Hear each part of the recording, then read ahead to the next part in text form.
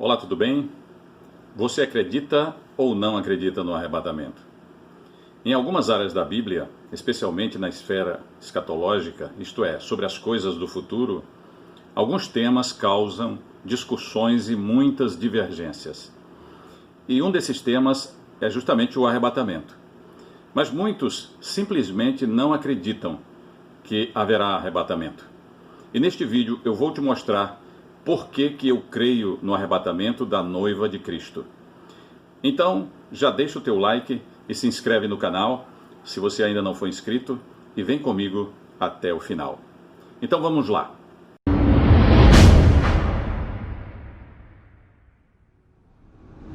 Os pós-tribulacionistas não acreditam no arrebatamento. Eles acham que o arrebatamento acontecerá junto com a segunda vinda de Cristo no final da grande tribulação. Eles criticam os que acreditam no arrebatamento antes da grande tribulação. Como se sabe, a grande tribulação será um tempo de 7 anos e que terá início justamente após o rapto da Igreja de Cristo.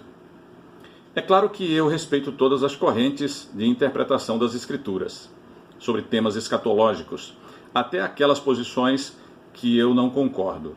Cada um fala da sua própria convicção.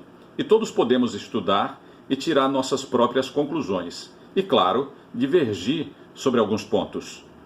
E como disse Agostinho de Hipona, no que é essencial, devemos ter unidade. No que não é essencial, podemos ter diversidade ou liberdade. Mas em tudo devemos ter caridade, que é amor. Partindo dessa premissa agostiniana, sim, estamos de acordo com as doutrinas principais ou doutrinas essenciais do Evangelho, principalmente sobre a salvação exclusivamente pela fé em Jesus Cristo, na perseverança dos salvos, na ressurreição dos mortos e na vida eterna com Deus. Mas em outros temas, as diferenças de opiniões podem ocorrer e são até saudáveis, já que essas coisas estão prestes a acontecer e devemos examinar tudo. Então voltemos ao ponto principal do vídeo. Os que não acreditam no arrebatamento apresentam seus argumentos. Vejamos 5 argumentos que eles apresentam. Primeiro, citam pesquisas realizadas recentemente em que 35% dos líderes cristãos dos Estados Unidos, por exemplo, disseram não acreditar no arrebatamento da igreja e que cerca de 60% deles têm sérias dúvidas sobre o arrebatamento. Então vejam, se nós pegarmos 35% que não acredita, com mais 60% que tem dúvidas, então nós podemos dizer que 95% deles não acredita no arrebatamento. Um outro argumento, segundo argumento, também afirmam que o tema arrebatamento não foi mencionado por nenhum estudioso da Bíblia desde o primeiro século até 1830, mais ou menos. Ou seja, essa doutrina não foi vista por nenhum dos líderes da igreja em quase 2000 anos. Nem os pais da igreja ou os reformadores do século XVI falaram desse tema. Terceiro argumento, asseguram que não há, em nenhum lugar, um exemplo de Deus ter tirado seu povo de um momento difícil para não passar por ele, mas que Deus guarda o seu povo em meio ao problema. Citam que Deus guardou Noé em meio ao dilúvio, livrou Ló e sua família em meio ao fogo e guardou Israel das pragas do Egito, mas manteve seu povo no Egito. Quarto argumento. Dizem ainda que a palavra harpazo, a palavra grega harpazo, que foi traduzida para arrebatamento, significa tirar de um lugar para outro, mas não significa que será secreto. E quinto e último argumento, eles dizem que quando Jesus disse um será levado e deixado o outro, que está lá em Mateus 24, 40 e 41, Jesus faz uma comparação com os dias de Noé. E que no tempo de Noé, diz que veio o dilúvio e os levou a todos, dando a entender, numa análise textual, que os que foram levados são os que se perderam, e os que ficaram na arca foram os que se salvaram. Vamos agora à nossa posição. Com todo respeito aos que não creem no arrebatamento da igreja e que levantam esses argumentos, conforme mencionamos agora, penso que sim, haverá o arrebatamento da igreja de Cristo e que ele chama esta igreja de noiva e que será antes da grande tribulação. Por isso eu quero refutar todos esses 5 argumentos anteriores. Primeiro, cremos somente na escatologia bíblica. Em primeiro lugar, sobre as pesquisas de que 35% dos líderes cristãos não creem no arrebatamento e que mais de 60% deles têm sérias dúvidas, a nossa posição é muito clara. Eu prefiro estar acompanhado com Jesus, com Paulo, com João e muitos outros estudiosos da Bíblia do que com esses 35% de líderes da Igreja de Cristo atualmente, né? Eu não quero parecer arrogante, mas em questão de fé, a regra da maioria não vale. Por isso, não me preocupo com a opinião da maioria desses líderes. Por isso falo da escatologia bíblica e não de uma escatologia interpretada por esse ou por aquele líder. E justamente a esse respeito, Jesus repreendeu os intérpretes da lei na sua época, porque coavam o mosquito e engoliam o camelo. Jesus também, ele disse assim, que eles carregavam os homens com fardos difíceis de carregar, mas nem com um dedo tocavam nesses fardos. E que também eles rejeitaram a justiça de Deus ao rejeitar o batismo de João. E que tomaram a chave do conhecimento e nem entravam no reino e nem deixavam entrar os seus ouvintes. E em outra ocasião, Jesus exclamou em Mateus 11, 25 e 26, dizendo: Graças te dou, ó Pai, Senhor do céu e da terra, porque ocultaste estas coisas aos sábios e entendidos e as revelastes aos pequeninos. Sim, ó Pai, porque assim foi do teu agrado. Segundo argumento, segunda refutação. Alguns pontos proféticos Deus esconde por um tempo.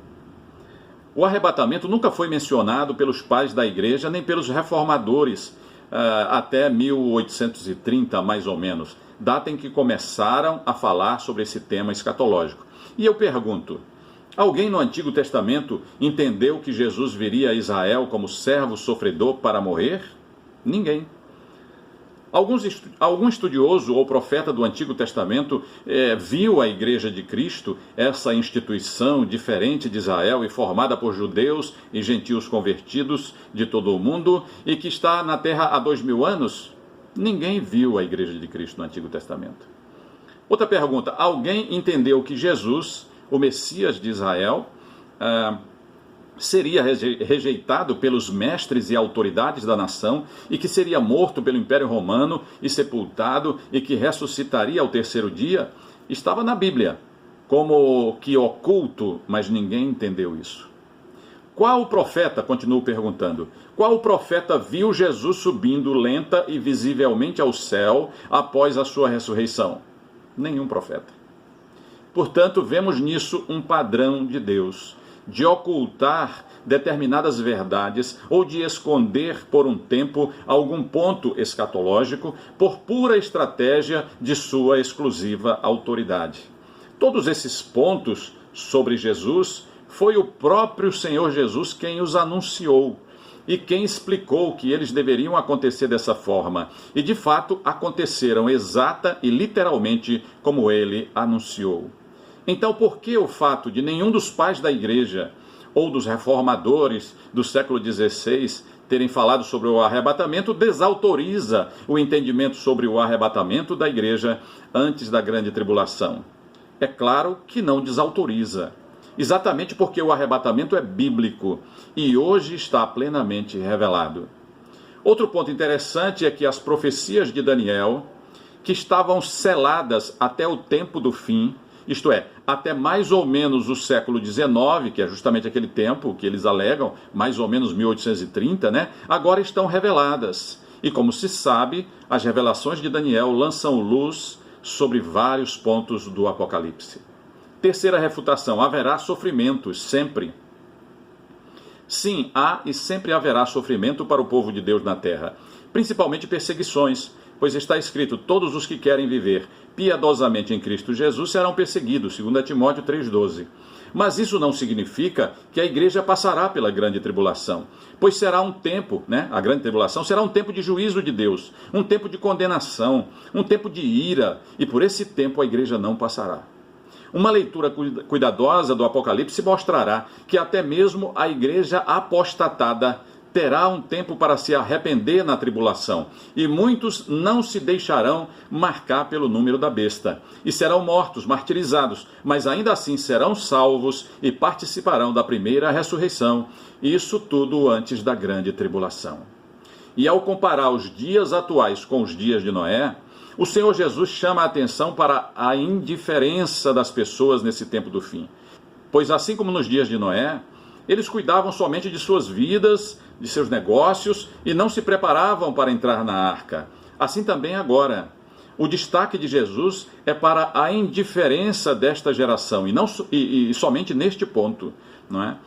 Não se pode interpretar 100% ao pé da letra as parábolas ou ilustrações, e sim a sua mensagem principal. E de mais a mais, além das 8 pessoas que passaram pelo dilúvio guardados dentro da arca, antes disso, Deus arrebatou um remanescente, isto é, ele levou Enoque, que não passou pela morte ou pelo dilúvio.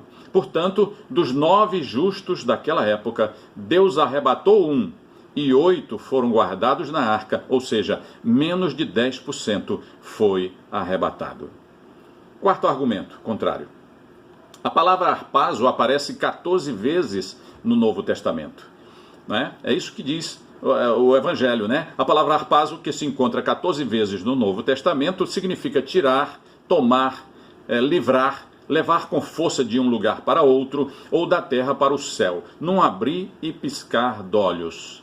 Arrebatar de uma cidade para outra, como no caso de Filipe, Atos capítulo 8, ou da terra para o céu, como no caso de Paulo, 2 aos Coríntios capítulo 12, e da terra para se encontrar nos ares com o noivo Jesus, como diz a Bíblia em 1 Tessalonicenses 4,17, sobre os que amam a sua vinda. Portanto, a palavra harpazo, ela quer dizer exatamente o que ela diz. Arrebatar é tirar com força, num abrir e piscar d'olhos, da terra para o céu. E a última refutação. Jesus prometeu nos levar para ele. O que disse Jesus em Mateus 24, 41 e 42? Ele disse assim, que um será levado e deixado o outro. Levado, no caso, para Deus. É levado por Deus e para Deus, pois o texto não trata de ação do diabo. Isso combina com João capítulo 14, verso 2, em que Jesus disse assim, voltarei e vos levarei para mim mesmo. No tempo de Noé, o dilúvio levou os incrédulos para a morte, mas no arrebatamento da igreja, o Senhor mesmo nos levará para si, para Ele, para estarmos com Ele para sempre. Então, estudemos a Bíblia e sejamos honestos. Se você não crê no arrebatamento da noiva de Cristo, dos que amam a sua vinda, tudo bem, é um direito que você tem.